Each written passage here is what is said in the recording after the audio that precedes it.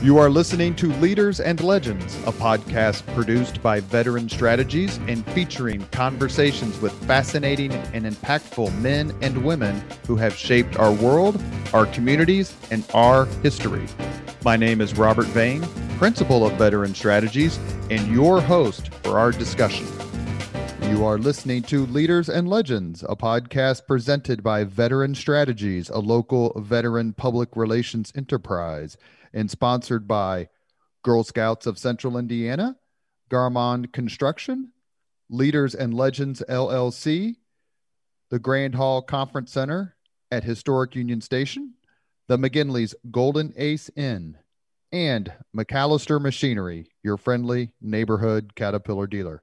You may find all your sales and rental equipment needs at MacAllister.com. We are pleased to announce our podcast is now a member of the All Indiana Podcast Network in partnership with Wish TV. You may find Leaders and Legends at allindianapodcastnetwork.com. Thinking of starting a podcast or need to host a public meeting? Let Leaders and Legends LLC be your partner as you look for new ways to communicate your message. Please contact Chris Spangle or me at leadersandlegends.net. Thank you for joining us on the Leaders and Legends podcast. Our subject today is the life, times, and presidency of Benjamin Harrison. Our guests are Charles Hyde, who is a native Hoosier. He grew up here in Indianapolis. Since September 2014, he served as President Benjamin Harrison Presidential Site, CEO, and President. Under Charlie's leadership, the Presidential Site has experienced significant growth, which you can tell if you ever ride your bike right past it there. He has increased attendance by 25%. Our other guest is Dr. Dan Miller, founder and president of Historical Solutions, LLC. Since 2004, his company has specialized in using history to enrich and improve leadership.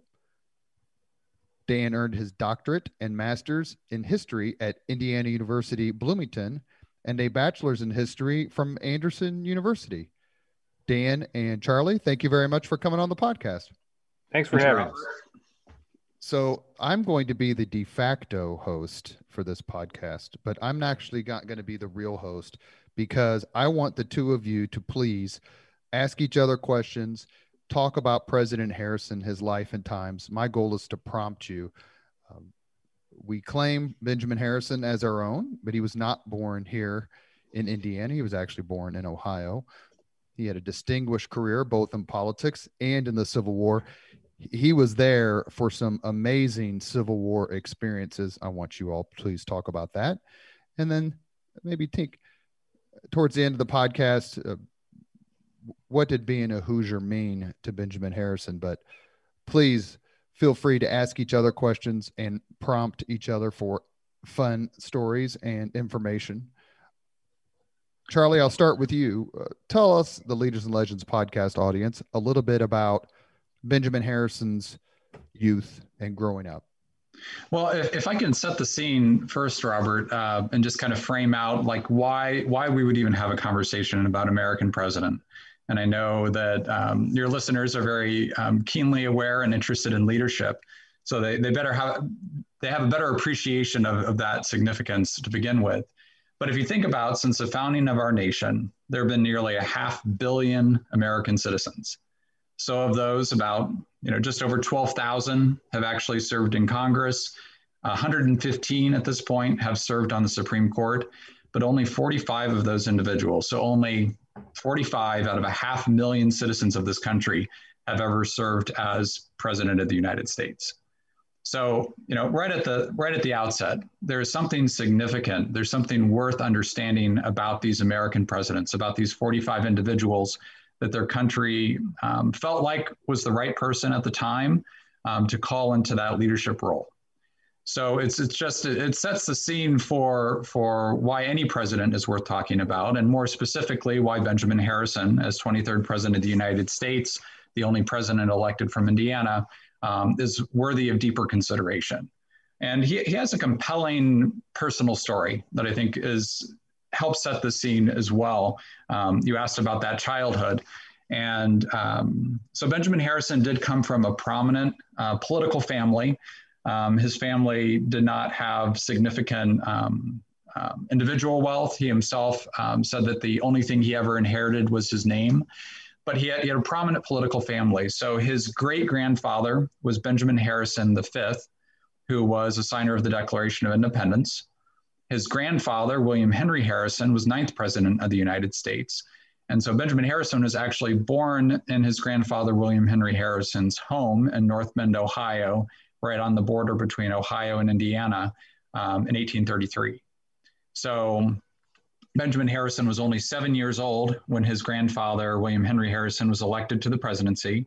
And he was also still 7 years old when his grandfather died a month into office, without even having a chance for that family household to kind of follow and tow to Washington. So you can imagine how formative of an experience that would have been for a young Benjamin Harrison, being familiar certainly with his grandfather, having been born in that house, being very acutely aware of that family legacy of civic service, and to find himself, equally thrust into that situation.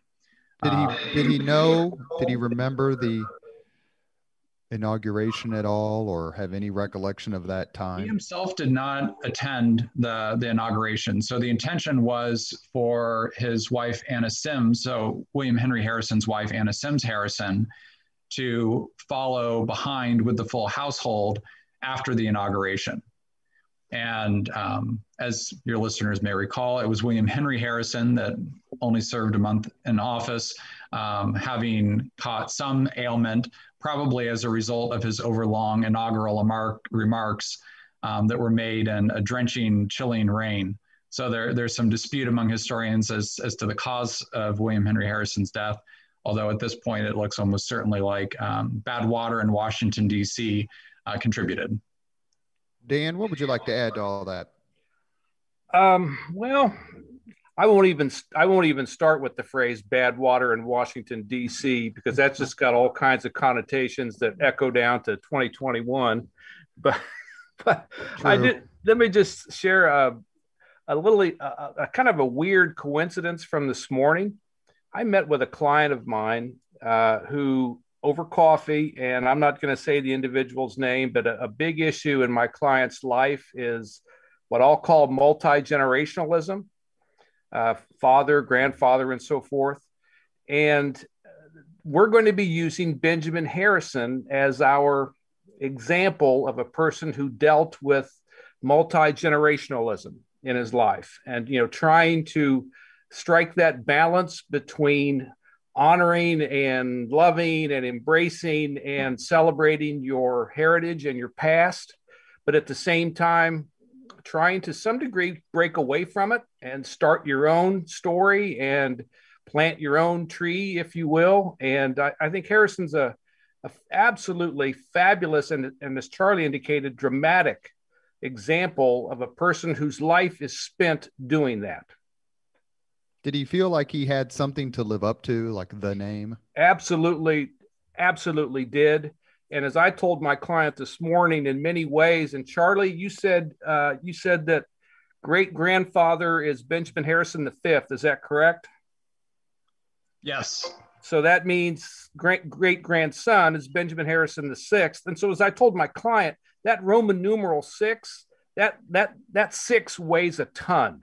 It weighs a ton. And I'm sure he wouldn't have traded it for the world, but yet at the same time, he realizes that it is a tremendous responsibility and oftentimes or occasionally burden as well.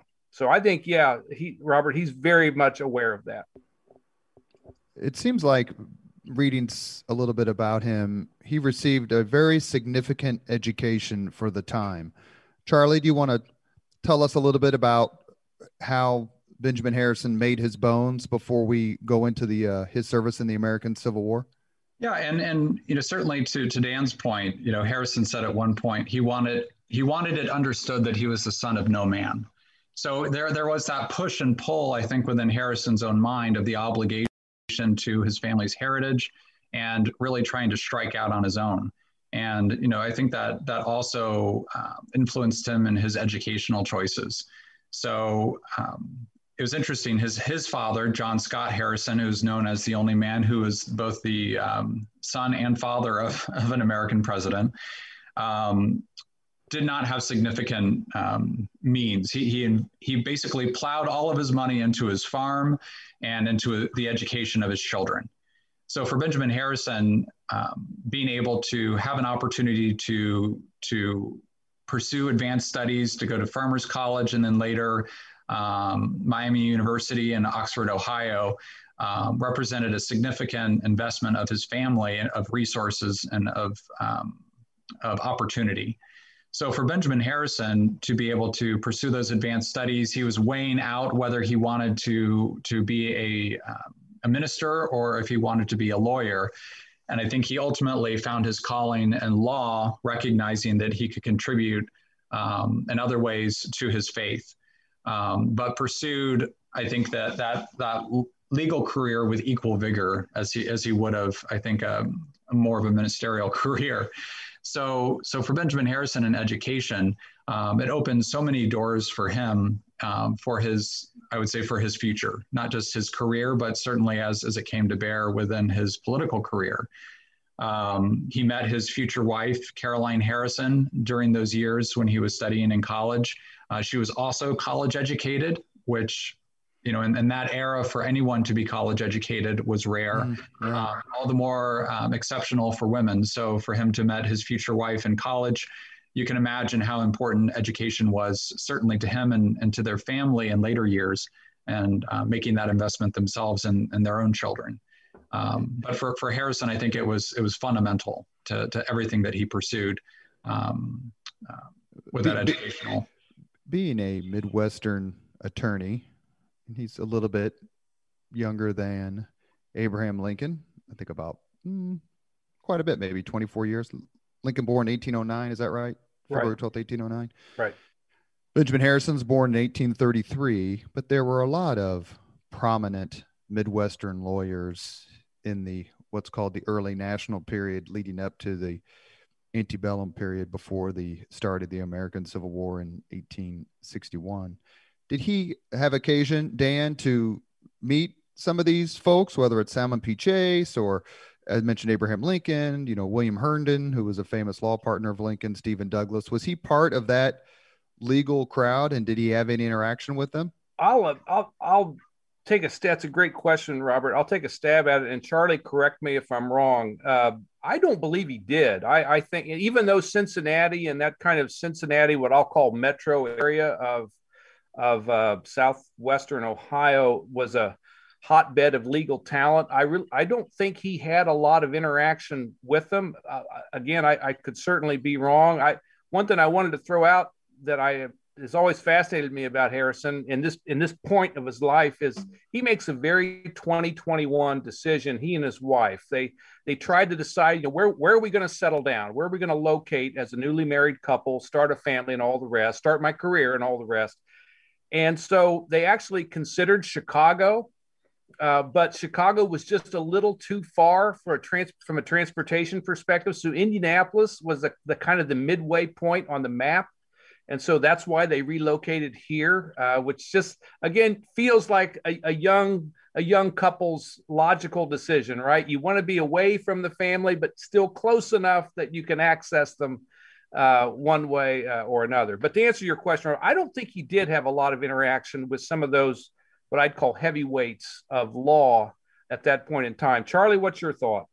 So it's interesting, and we had an exhibit a couple of years ago here at the presidential site called 6 Degrees of Benjamin Harrison, because we kept on finding these unexpected and almost extraordinary connections or interconnections between Benjamin Harrison and other presidents and other prominent figures and other significant activities in the late 19th, early 20th century. And so ultimately, we just had to put together an exhibit that just delved into these and then got them all off our chest and just were able to share them and have the documentation demonstrating that we weren't exaggerating the facts at hand. But to that question specifically, Lincoln actually campaigned for William Henry Harrison, And then it's interesting to note that Benjamin Harrison was one of the early proponents of the new Republican Party. So he had been a Whig and went over then to the Republican Party when it formed. And so Harrison was part of the welcome committee when Lincoln was campaigning here in Indianapolis. And so you have, to Dan's point, kind of the intergenerational or multi-generational side of things. For Harrison, it was very much making his own way to join that nation Republican Party. And for Harrison, so much of that was because of its stance, its anti-slavery stance, which would have been, within a few generations, very foreign to his relations in Virginia. So for Harrison to have made that course, and maybe we can delve into that a little bit more further in the conversation, but it's just interesting to note those interrelationships. And, later Lincoln, of course, would brevet Benjamin Harrison as a brigadier general for valor in battle, the Battle of Resaca and Peachtree Creek. But it's fascinating to think about the way that the lives intertwine, certainly in that era, much as they do in our own. Doesn't his dad split with him on Lincoln?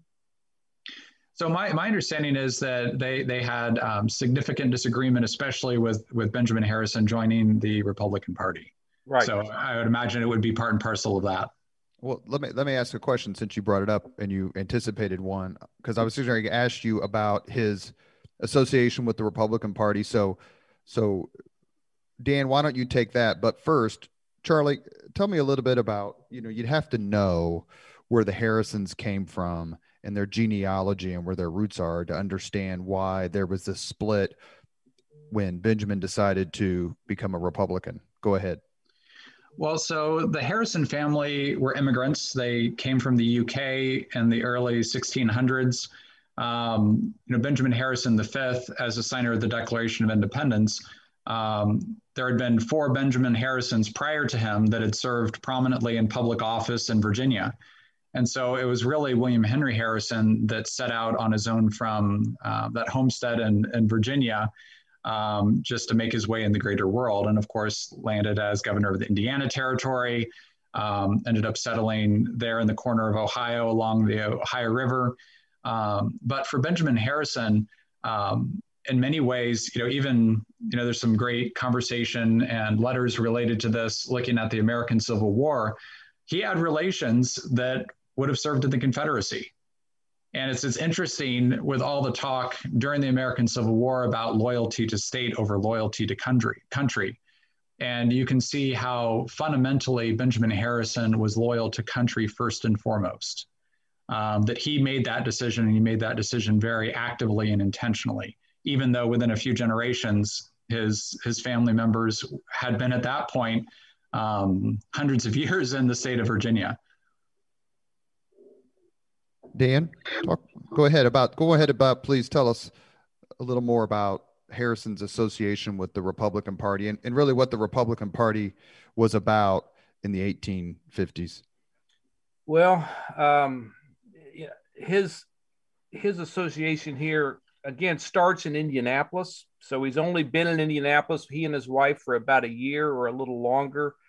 And I think it's around 1855, 56 when he gives his first speech on behalf of the Republican Party. And if I'm not mistaken, it's in Acton, Indiana, in Shelby County. And you can still see the little rise of land where the railroad depot would have been, from which he gave that first address. So the attraction to the Republican Party, and you cannot emphasize this enough, of how disruptive this period is. And over the course of, say, 24 months, 36 months, the party system basically self-destructs.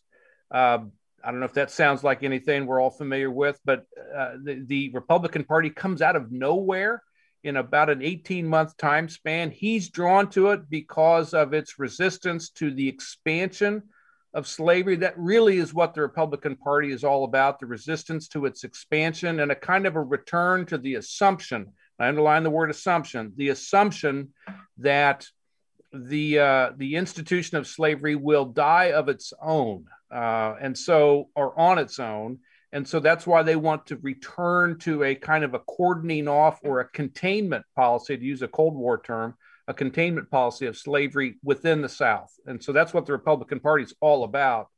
And so he's very much drawn to that. And I think he's willing to follow the Lincolns of the world in terms of supporting some of the more hard-edged policies that are part of that in 1858, 59, and 1860.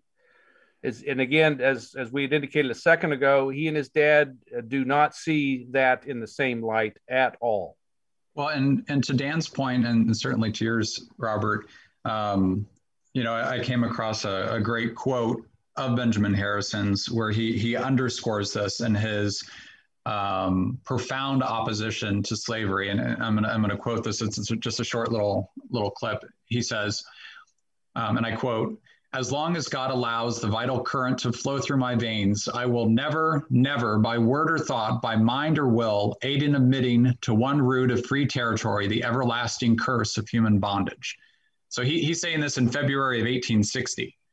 And so for him, it was, I think, a really profound decision to have an active personal stance against slavery. And as Dan alluded to, certainly informed his decision to join that new Republican Party. By the way, Robert, one thing to kind of keep in mind as we think about, those explosive months in the late 1850s and the birth of the party, and think about what are the images that you have in mind when you think of something being born. It's violent, it's chaotic, it's painful, it's a lot of things like that. And one of the words that's frankly quite powerful at this point is the word conspiracy. The Republican Party, in many ways, a big driver of it is a sense of conspiracy.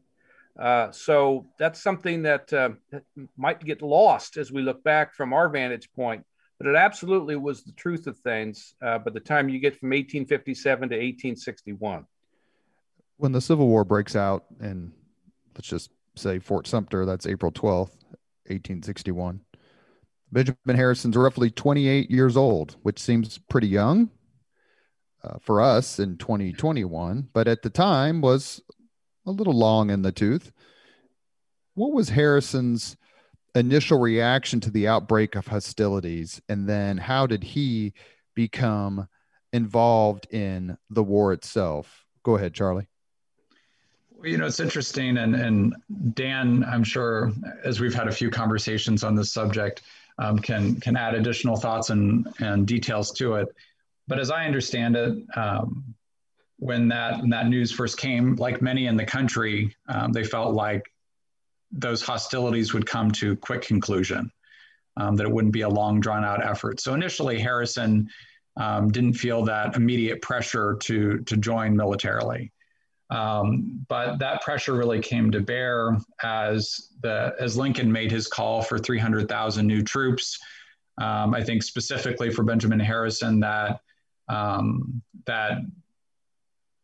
time of decision for him came when he was meeting with Indiana Governor Oliver P. Morton, and Morton caught Harrison's ear and that of a friend after a meeting and said to Harrison, the quandary essentially that the state was in, as it needed to help raise more troops and Lincoln's additional call. And Harrison listens to Morton's explanation. And Morton says, "I'm not asking you to serve. I just need help raising additional troops," and knew of Benjamin Harrison's reputation as an orator. And Harrison gave it some thought. There's kind of a moment of silence there. And Harrison finally said, "If I'm needed, I will go." And Morton clarified. He said, no, I'm not asking that you serve. I know you've got a young family, wife and kids at home. You're Supreme Court reporter, so you've got a public office. You've got a growing legal career. I'm not asking you to serve. I just need help raising troops. And Harrison made clear that if he himself were going to ask others to serve, that he himself would serve. So I think it speaks certainly to Harrison's philosophy on such things, and also had become a campaign issue in 1888 politically, as people compared and contrasted Grover Cleveland, who paid for a substitute, which is a legal thing to do at the time, versus Benjamin Harrison, who felt it was important for he himself to serve. After 16 months. Yes.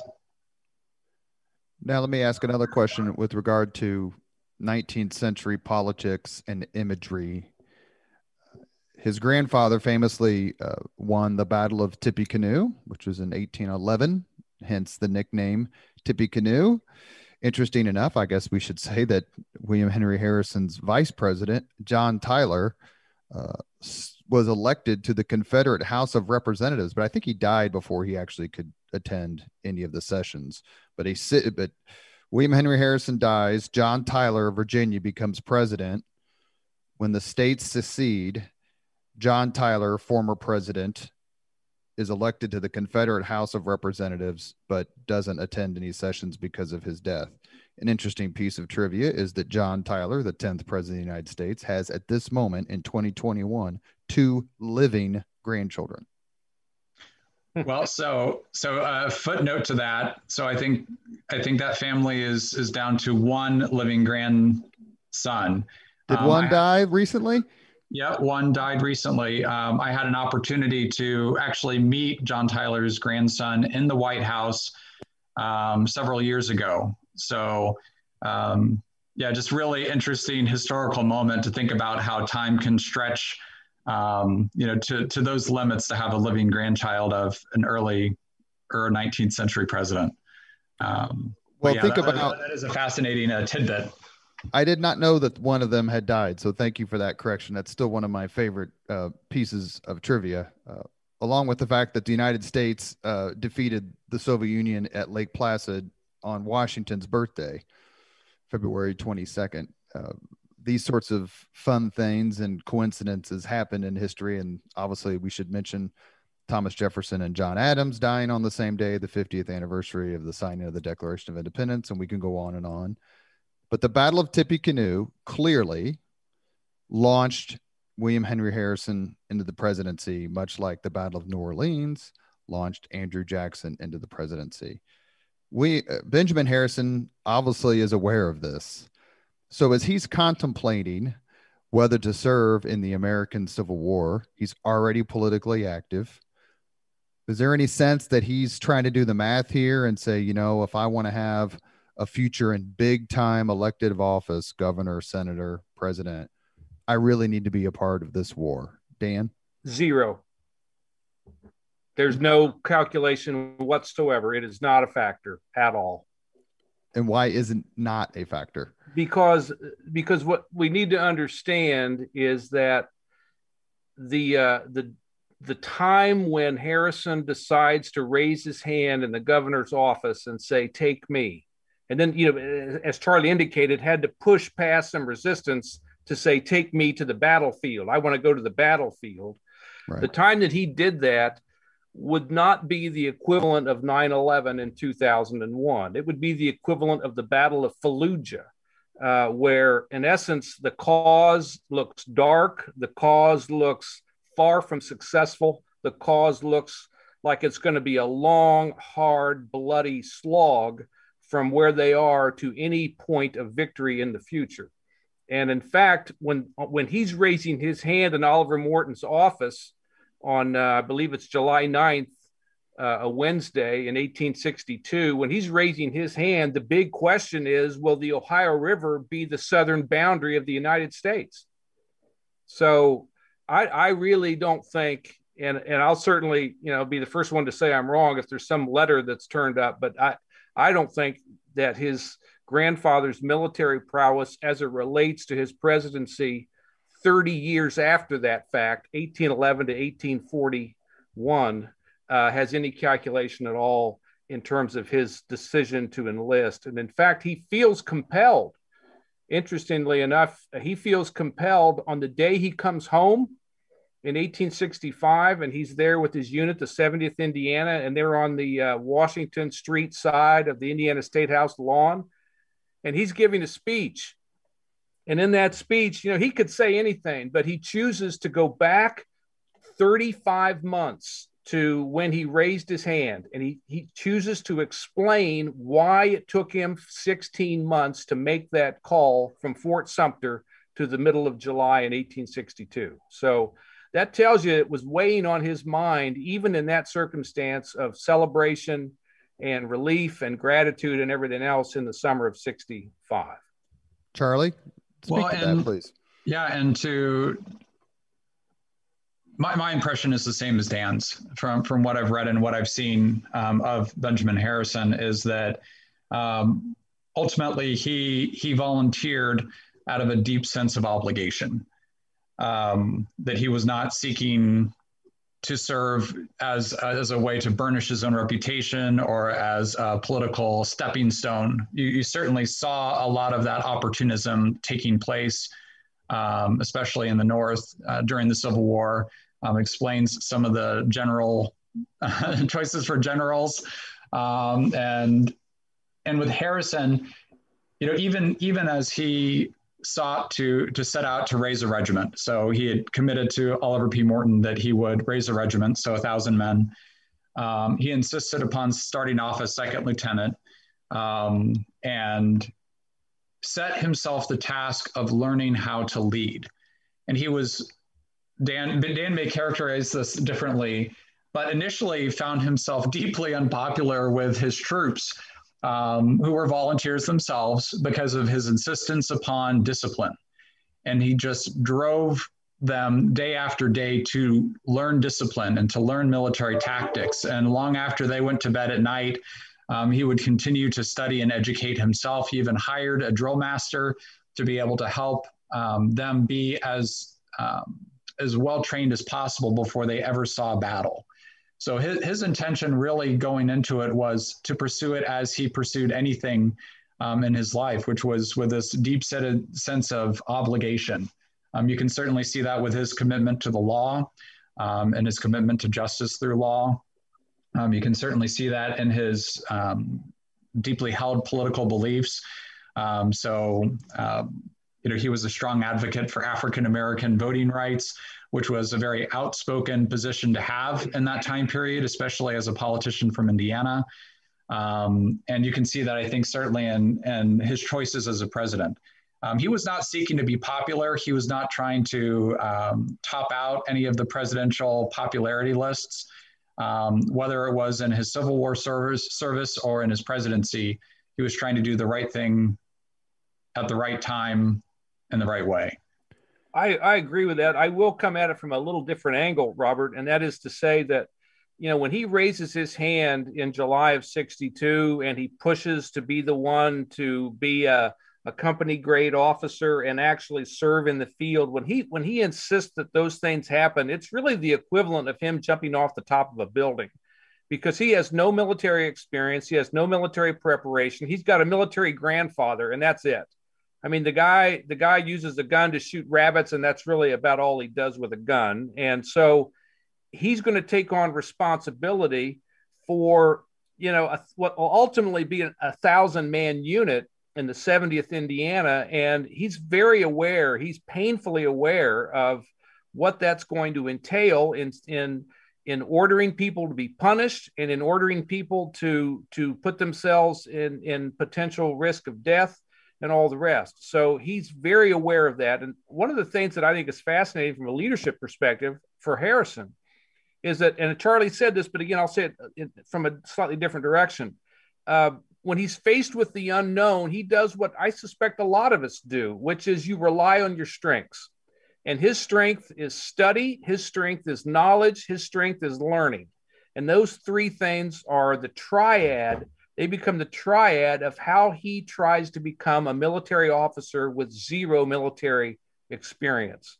And so they form the frame for his 35-month ordeal in the his fighting aspect of the Civil War. You are listening to Leaders and Legends, a podcast presented by Veteran Strategies, a local veteran public relations enterprise, and sponsored by Girl Scouts of Central Indiana, Garmong Construction, the Grand Hall and Conference Center at Historic Union Station, Leaders and Legends LLC, the McGinley's Golden Ace Inn, and MacAllister Machinery, your friendly neighborhood Caterpillar dealer. Our subject today is the lifetimes and presidency of Benjamin Harrison. Our guests are Charlie Hyde, who is President and CEO of the Benjamin Harrison Presidential Site, and Dr. Dan Miller, who is founder and president of Historical Solutions, LLC. Dan, what's your PhD in, your dissertation? My dissertation is on guerrilla warfare, irregular warfare in Connecticut from 1754 to 1783. That spans the French and Indian and American Revolutionary Wars. Does that include Ethan Allen and his Green He's Mountain in it, Boys? but he's in it. He's not from Connecticut specifically, right. But Allen is part of the Revolutionary War experience for that. If you're going to look for an individual who would run as a thread would run through it all, it would be Israel Putnam. Yeah, that's exactly right. I remember that name. And if you want to read about something that's absolutely tests the limits of human endurance, not you, Dan, because I know you know this, but the listeners, read about the invasion of Canada in the early years of the American Revolution, how those guys got there and lived and then came back in those conditions is absolutely frightful. I completely agree with you, Robert. I absolutely endorse your recommendation. And I would just point out for your listeners who may not remember this, a key part of why they can say they succeeded in doing it, not necessarily in winning, but in doing it, is, of course, leadership. And that guy would be Benedict Arnold. That's exactly right. It's amazing. Well, actually, you talk about your 6 degrees of Benjamin Harrison. Benedict Arnold burned down Benjamin Harrison V's house. So there's that connection. Should have been the other way around.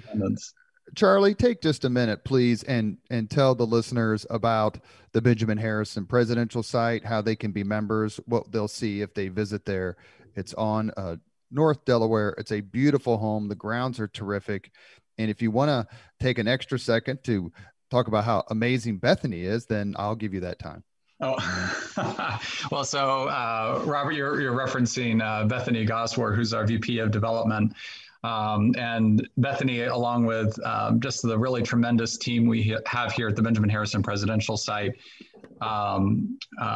obviously we're stewards of the nationally significant collection. It's a 10,000 square foot house that was built in 1874 by Benjamin and Caroline Harrison. They moved in 1875. Benjamin Harrison lived here until his death in 1901. But the space currently serves as a museum, and we represent Benjamin Harrison and that presidential legacy. So we sit on 2.5 acres right here in the heart of downtown in the Old North Side neighborhood. And in non-COVID years, you mentioned earlier the way that our team has been able to significantly increase attendance. Obviously, that does not include 2020 with the many restrictions on in-person visitation. But what we've been able to do is we've been able to really make sure that it's clear that the Benjamin Harrison Presidential Site is a crossroads for the community, much like Indianapolis is a crossroads for the country. And we actively seek out partnerships and opportunities to share this presidential legacy with the community, whether it's through our school programs, serving more than 17,000 school children each year, helping educate them more about their country's history, and helping them get a better understanding of what civic discourse looks like, as modeled through Benjamin Harrison and certainly through others in the story of the American presidency. We also then are able to utilize our grounds for just a really phenomenal array of events throughout the year. Of course, you can always find out more at presidentbenjaminharrison.org, but just a representation of some of those events. We have our presidential egg roll each year on the lawn of the museum, and that's a free community event. We have our Independence Day social celebrating the 4th of July here on grounds. We have our annual speaker series where we bring in national thought leaders to be able to share their observations on our American system of self-government. We have other programs like our Future Presidents of America Youth Leadership Camp, which specifically reaches out to young adults between the ages of 12 and 16 and gives them an opportunity over the course of a week during the summer months to be able to learn about executive leadership through the story of the American presidency. So just a wide array of programs and opportunities throughout the year. we're talking about President Benjamin Harrison. We've reached his service in the American Civil War. He started out kind of in the background a little bit, not necessarily thrown into combat, but when he does, he and his brigade, I think he commanded, not a brigade, gets thrown into combat.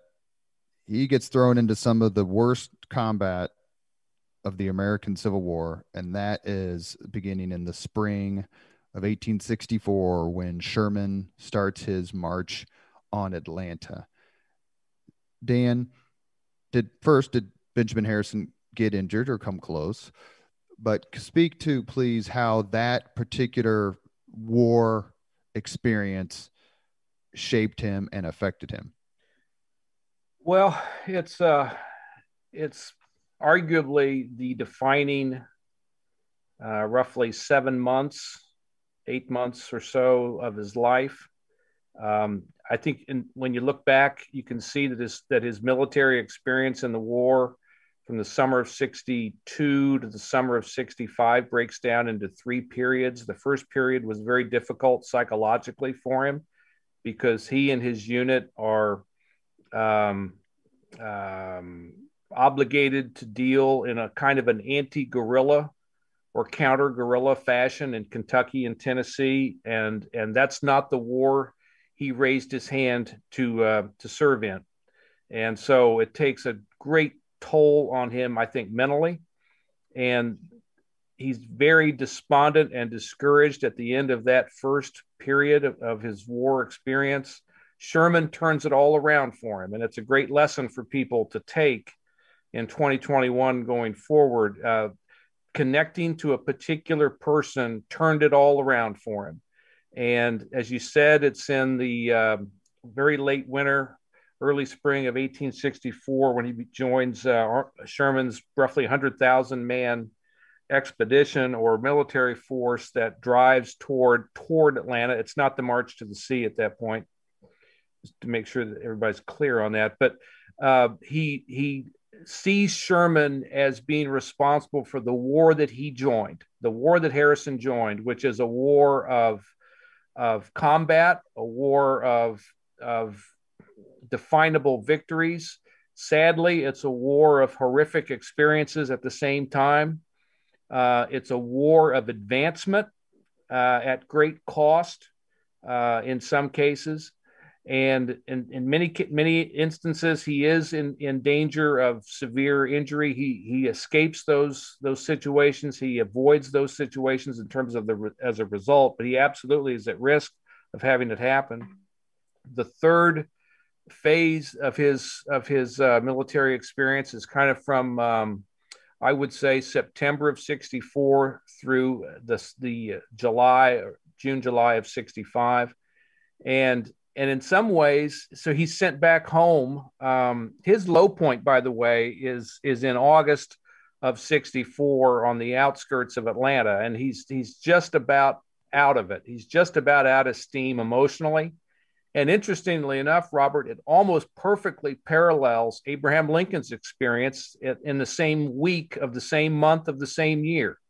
So when Lincoln has his cabinet sign a letter that says, basically, we've lost the presidency, we will not be reelected, but we'll continue to fight until they escort us out of the White House.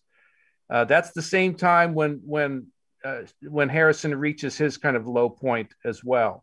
We should note that the cabinet members were not allowed to read that letter. They just that's correct, and that's a whole level of trust we can't even begin to understand, right?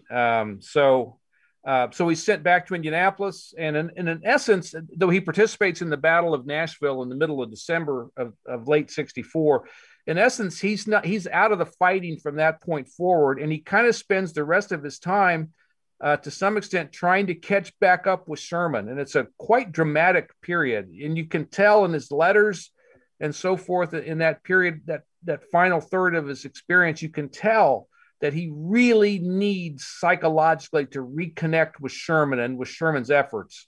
And it's only in the spring of 65 that he finally reaches Sherman in North Carolina at about the same time that they find out that Lincoln's been murdered. So that second phase where he's involved with Sherman, that is the defining phase of his military experience. There's no question about it. And they're both born in Ohio, and they both have ties to politics one way or the other. I think I haven't read a biography of Sherman in quite a few years, but his father-in-law was Thomas Ewing, who was a member of the cabinet. I forget whose cabinet, but he was a cabinet member. So, and his brother was John Sherman, who was famous for the Sherman Antitrust Act.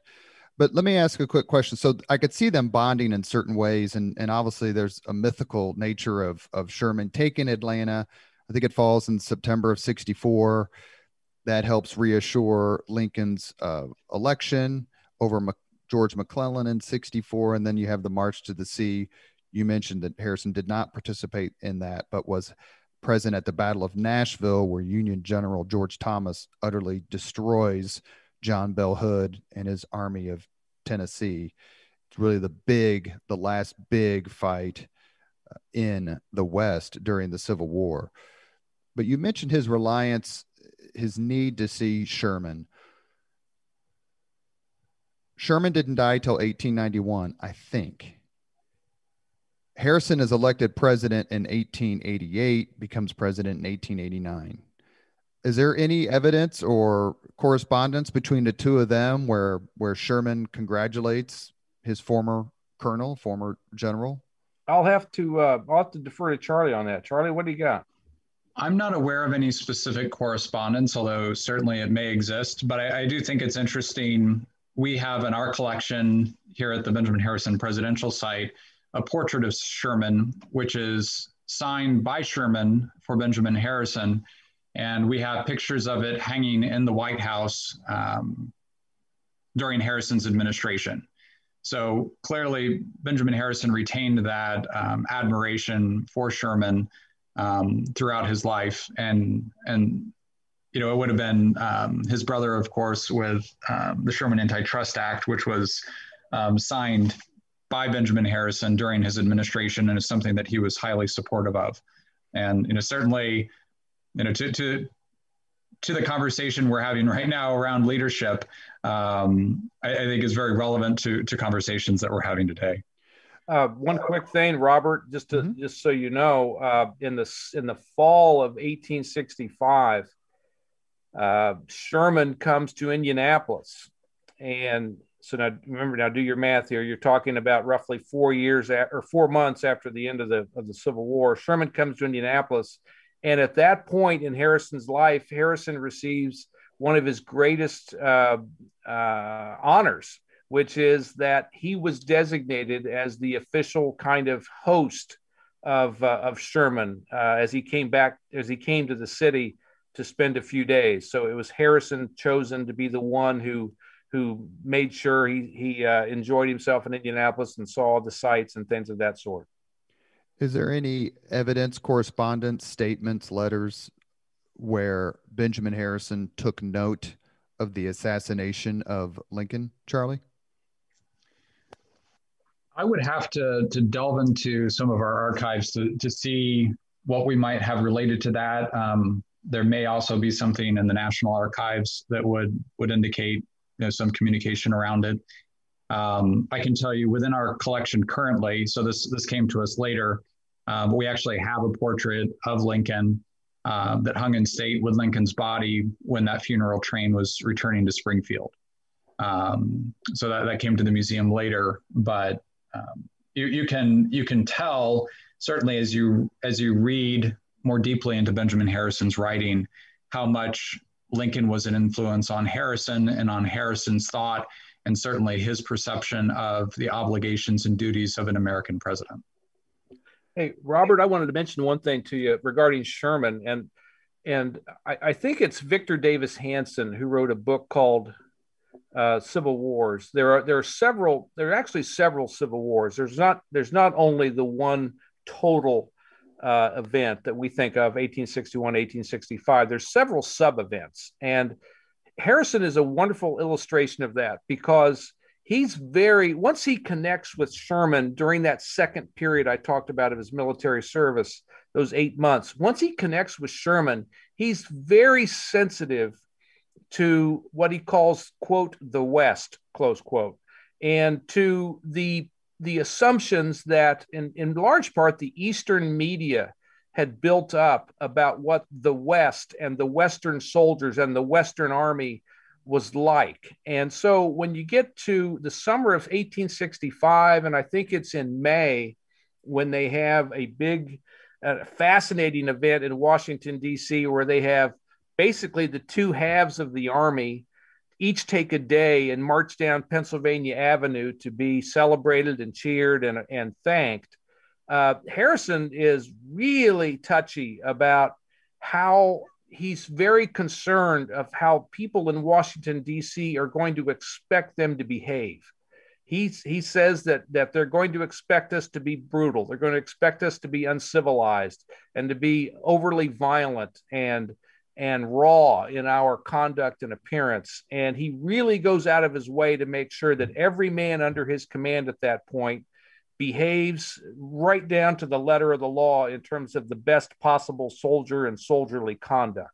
And so he's fair to say. Go ahead. I was just going to say it's if you read about that, the pride that William Tecumseh Sherman took in his troops from the West, as they, of course, Sherman was so busy being angry at everybody on the podium, starting with Secretary of War Edwin Stanton, that I'm surprised he had time to be proud about how his troops looked. But you're exactly right. If you read about the Grand Review, one of the things that's very clear is how the Western soldiers had a chip on their shoulder because they were back east and they wanted to put on their best possible appearance, and they did. That's right. And when the unit comes back to Indianapolis, and by the way, in my research, I found that the city of Indianapolis basically put together a template for returning units, and they had a series of activities and a kind of a schedule of events that each unit would go through for about a 3-day period upon their return. And when Harrison and the 70th Indiana come back on June 13th, 1865, there's high degree of tension on both sides, both the soldiers and the civilian side of Indianapolis, worrying about what's going to happen when they march down Washington Street. And there's a lot of anxiety about violence will break out, that the soldiers are going to target Democratic newspaper offices and residents along Washington Street and other kind of side streets adjacent to it. And so Harrison kind of replays that whole speech, that whole obsession that he had from a month before, and tells the 70th Indiana, we are going to be the perfect soldiers marching down the middle of Washington Street and so on. Charlie, let me ask you a question. Benjamin Harrison's mustered out of the Army in 1865. He's elected president in 1888. Besides building a house, what did he do for those? Can you condense 23 years into about 2 or 3 minutes for us so that we can get to his presidency? Well, I think it was a time of immense professional growth for Benjamin Harrison. Dan has been pretty thoughtful about this and how Benjamin Harrison recovered mentally from the vigors and strains of actual combat. There are great stories about Benjamin Harrison and how he cared for his troops and going to the length of even serving as battlefield surgeon after they got separated from the medical corps after one of the battles. So it wasn't just that he was, way behind the lines and just kind of going through the motions of being a soldier. I mean, he clearly had enormous responsibilities under his command. So returning to Indianapolis to be able to reunite with his wife and his 2 young children had to have been an enormous boon to him, although he continued to have to struggle with, coming out the other side of the war. But he was able to start rebuilding that legal career. So he was able to resume the office of Supreme Court reporter. He started further bolstering and burnishing that professional reputation within Indianapolis, gained statewide attention, certainly both through his efforts as a lawyer and through his oratory, and really started during that era coming to regional and then national attention through in part that that law career. There are a number of very significant cases. Ex parte Milligan comes to mind. The Nancy Clem case comes to mind, that really brought national attention to Harrison. Dan, what might you want to add to that? Well, one thing I would certainly say, oh, and by the way, that tension I referenced when they return in mid-June of 65, one of the court cases that's working its way through the judicial branch is Ex parte Milligan. And there's a lot of concern about what's going to be the reaction to that on the part of the soldiers. Well, they take out their frustration on the people of Indianapolis. Dan, explain the case Ex parte Milligan.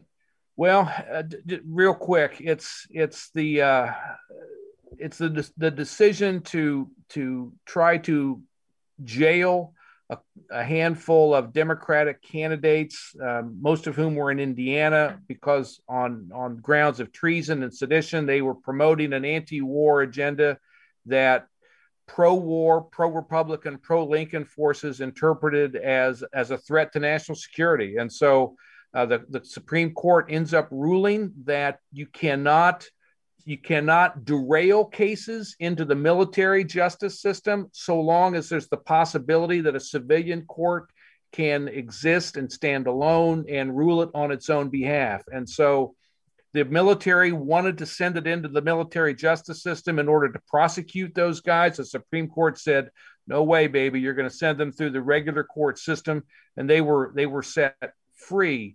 This is part and parcel of one of Lincoln's most famous quotes, and there's only about 1 million of those, right? But one of his most famous quotes is, do I have to execute, and I'm paraphrasing, do I have to execute the young boy who deserts from his post while the snake who convinced him to do so goes free?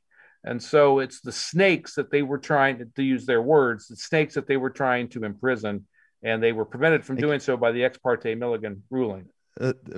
Wily agitator, I think that's exactly right, is the phrase that Lincoln used. The other thing too, Robert, I'll go a little farther out on the limb, and I kind of really think that Harrison comes back with PTSD.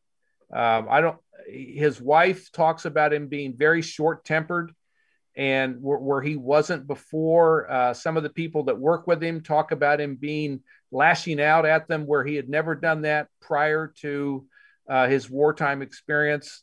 And Charlie, correct me if I'm wrong, I think it's like 2 years after the war is over where Harrison, and again, I really think he just decides this on his own. Harrison takes a 2-week fishing trip that seemed to kind of release a lot of his pent up frustrations and so on. And it's kind of after that trip that he seems to calm down more than he had prior to that point.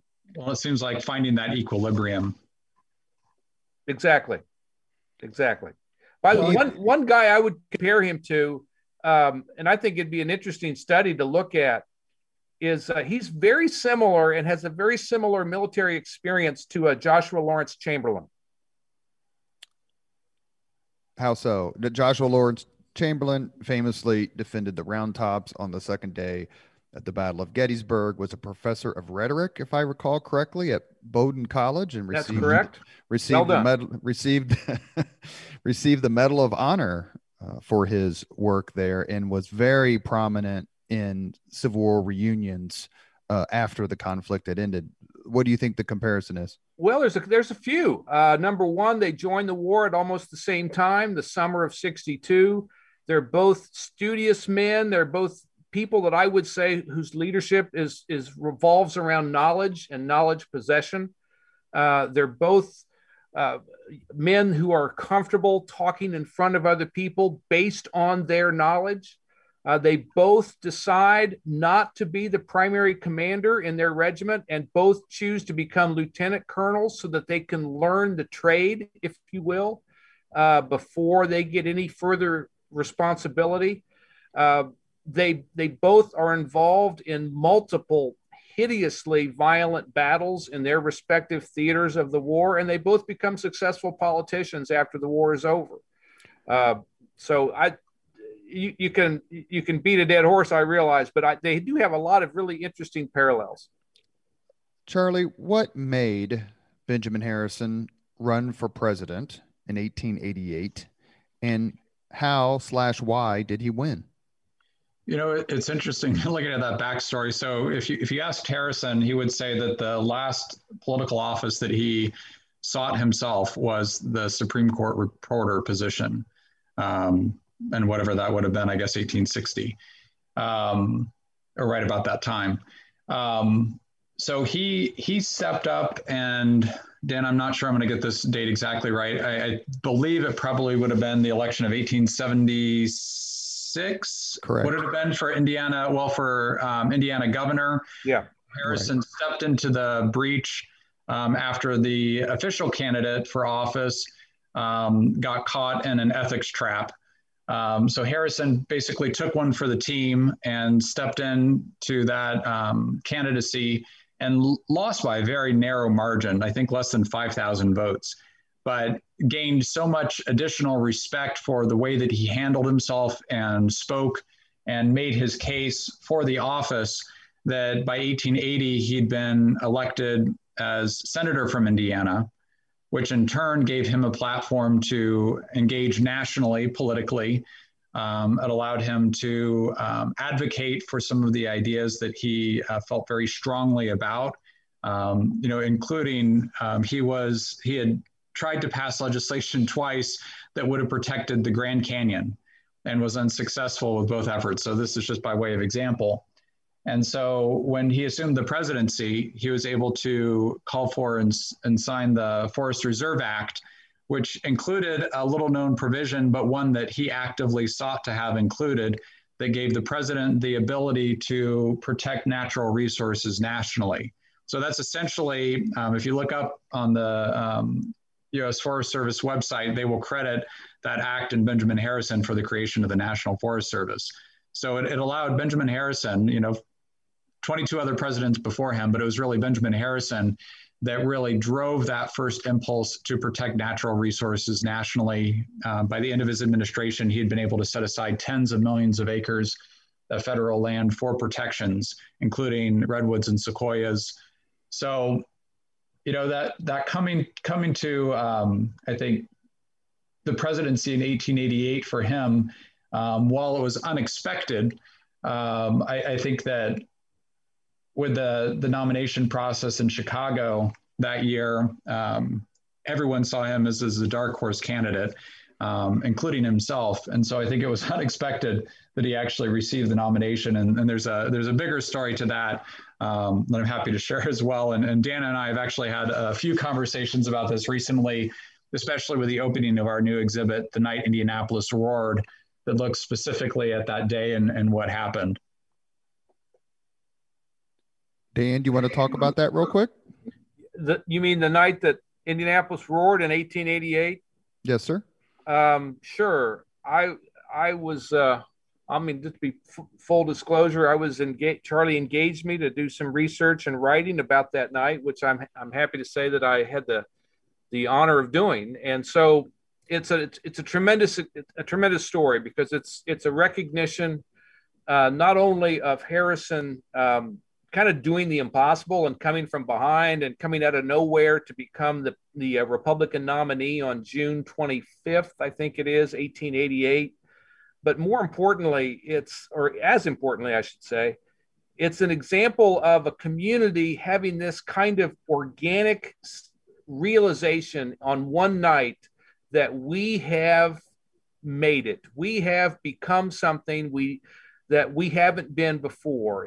This event has captured and crystallized, 25 years worth of development, of growth, of advancement and progress.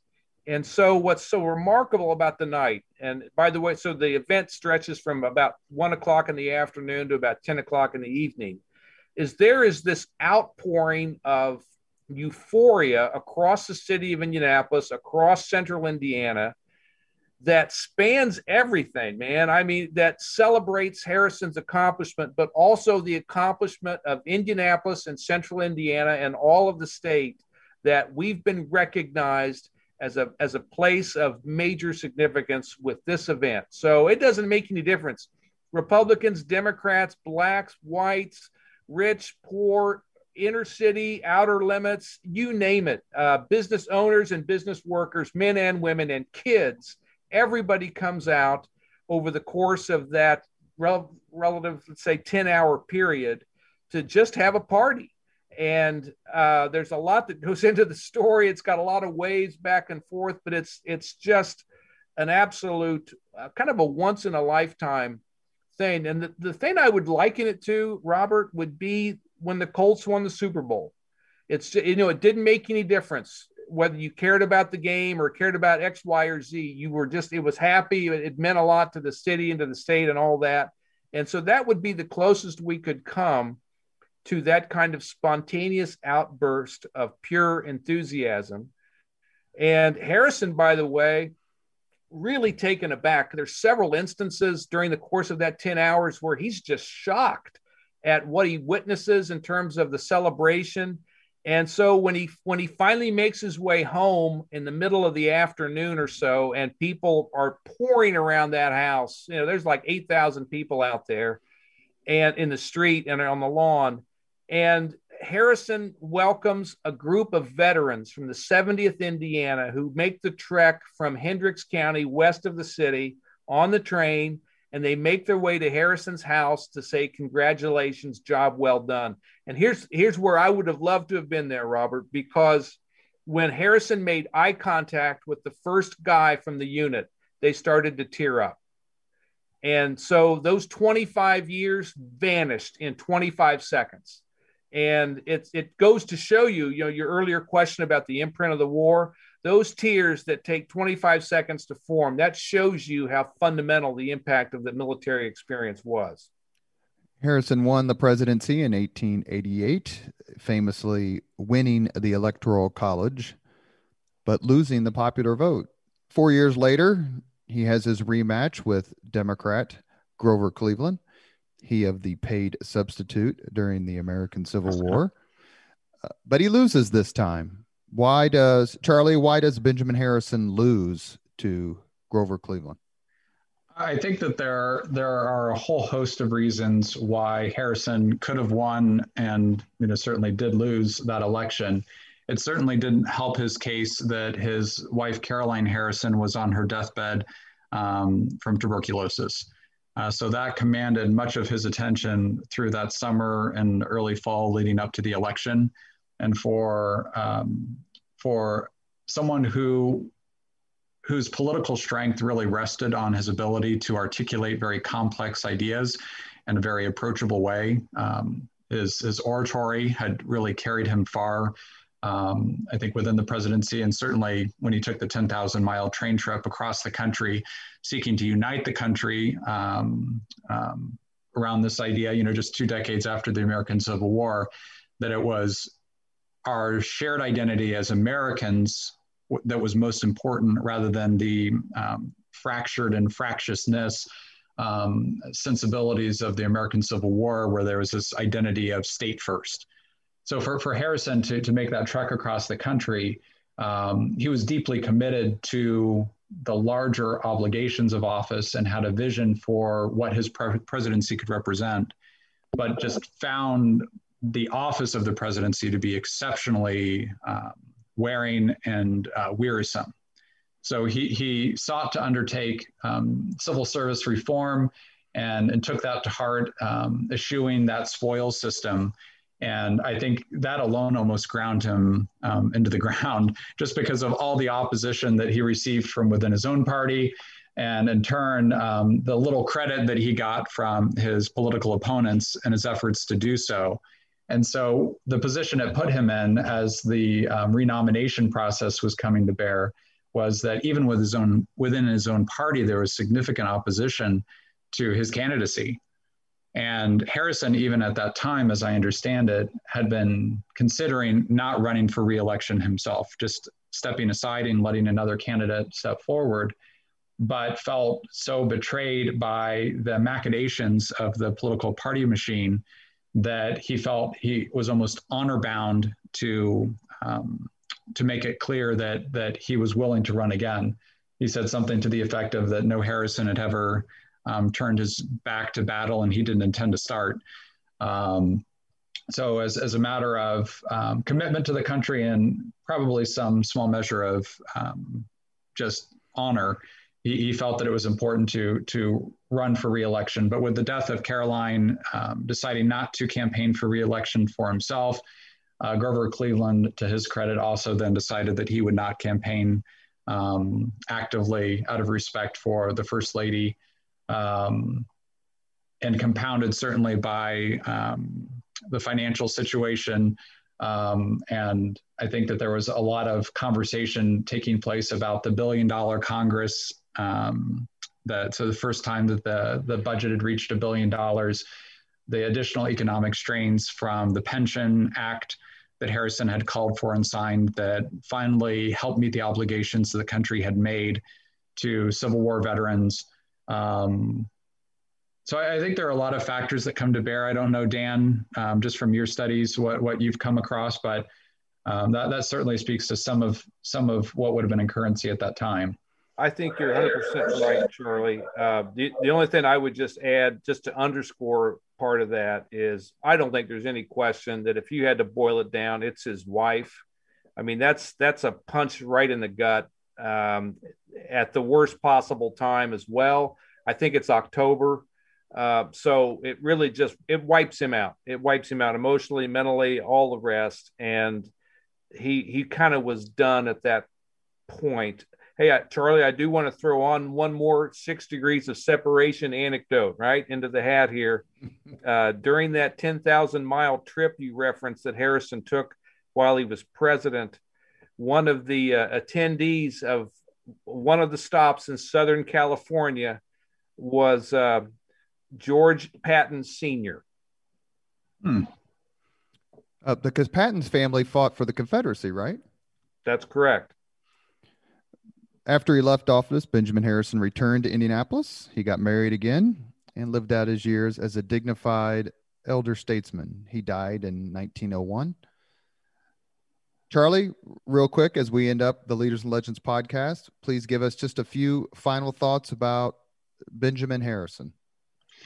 Well, it's interesting when you think about that idea of presidential legacy and certainly post-presidency. I think Harrison becomes all the more interesting. And it's certainly one of the things that we seek to do is we feel like Benjamin Harrison has an interesting legacy to share, that it's all the more relevant to conversations that we're having today with his focus on African-American voting rights, civil rights, his advocacy for conservation, certainly with the investments that he sought to make in our veterans and in a two-ocean Navy for national defense.